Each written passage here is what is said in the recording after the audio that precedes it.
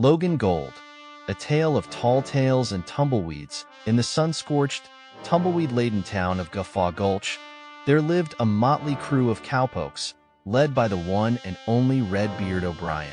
With a frame as towering as a mesa and a wit sharper than a branding iron, Redbeard was the undisputed king of comedy in these parts. One scorching afternoon, as Redbeard and his band of merry misfits relaxed in the Leather Saloon, their ears perked up at the sound of gossip swirling among passing travelers.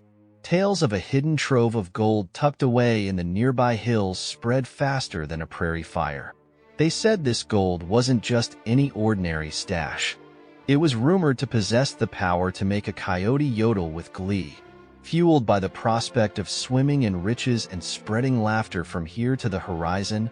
Redbeard and his gang of jokers, japesters, and jesters set off on a rollicking quest for the legendary wild yuck. Their journey through the treacherous terrain was a hootenanny of hilarity. They danced with singing cacti, outran stampeding tortoises as swift as tumbleweeds in a twister, and even managed to charm a gaggle of parrot eagles into becoming their feathered sidekicks, complete with a knack for pilfering hats and cracking jokes. Their escapades led them to Whimsyville, a town where the air was thick with laughter and the streets were paved with puns. Here, Redbeard and his gang found themselves embroiled in the annual Laughter Olympics, where contests ranged from the haystack hustle to the watermelon wedger relay. After weeks of side-splitting adventures, Redbeard and his band stumbled upon the fabled gold stash.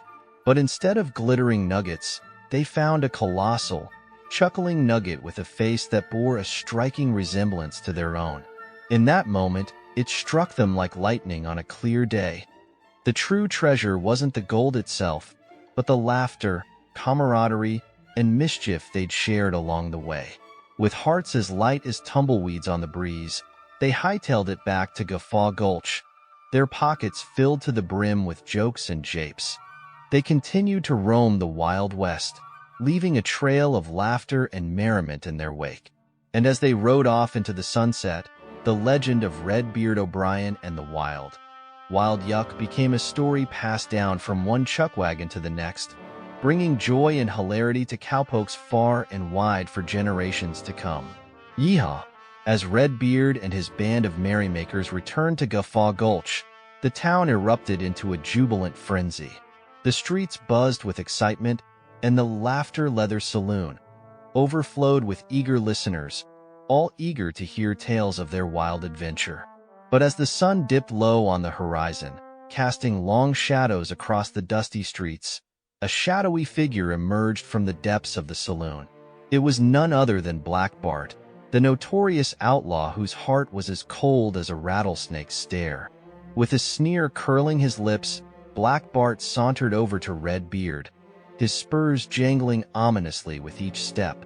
Well, if it ain't old Redbeard and his band of merry jesters," he drawled, his voice dripping with malice. "Word around these parts is that you've stumbled upon something mighty valuable."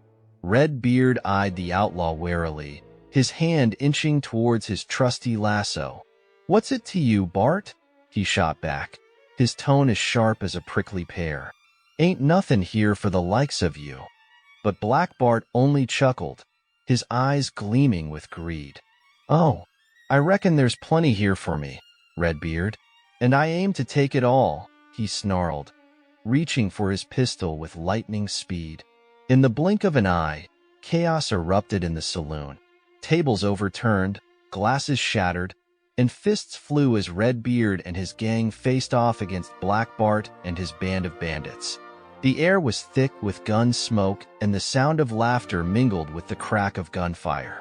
But even amid the chaos, Redbeard never lost his sense of humor. With a twinkle in his eye and a quip on his lips, he rallied his friends with jokes and jests, turning the showdown into a side-splitting spectacle.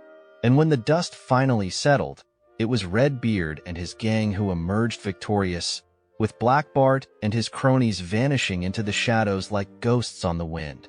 As the townsfolk cheered and raised their glasses in celebration, Redbeard couldn't help but smile. For in that moment, he knew that the true treasure wasn't the gold or the glory. It was the laughter, the camaraderie, and the unbreakable bonds forged on the wild, wild trail. And so, as the stars twinkled overhead and the night air rang with the echoes of their laughter, Redbeard and his band of merry misfits rode off into the sunset, ready to take on whatever adventures the Wild West had in store.